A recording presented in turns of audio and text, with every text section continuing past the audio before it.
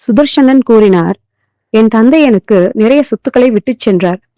ஆனால் நான் சுய கட்டுப்பாடின்றி அவை அனைத்தையும் வீணாக செலவழித்து விட்டேன். இப்பொழுது என்னிடம் 2 ஏக்கர் நிலம் மட்டுமே உள்ளது. அதில்தான் நாம் விவசாயம் செய்து வாழ்கிறோம். என் அனுபவத்திலிருந்து சிக்கனமும் பொறுப்பும் வாழ்க்கையில் முக்கியம் என்று புரிந்தது.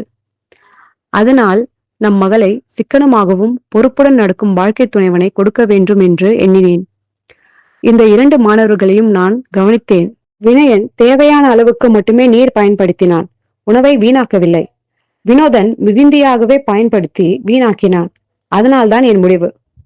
அவர் கூறிய இக்காரணங்களை கேட்டு அவர் மனைவி ஆச்சரியப்பட்டாள். பின்னர் சிதானந்தர் வினயனின் பெற்றோரிடம் பேசி திருமணத்தை நிச்சயித்தார். வினயனுக்கும் சுதர்சனின் மகளுக்கும் திருமணம் நடந்தது. சுதர்சனன் எதிர்பார்த்தது போல வினயன் வாழ்க்கையில் மிகுந்தி முன்னேற்றத்தையும் அடைந்தான். இப்ப சொல்லு, இந்த கதை எப்படி இருந்துச்சு? கதை சூப்பரா இருக்குமா?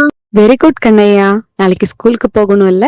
இப்ப தூங்கு, நாளைக்கு இன்னொரு கதை சொல்றேன். இந்த மாதிரி கதைகளுக்காக நம்ம சேனலை சப்ஸ்கிரைப் பண்ணுங்க. பாய்.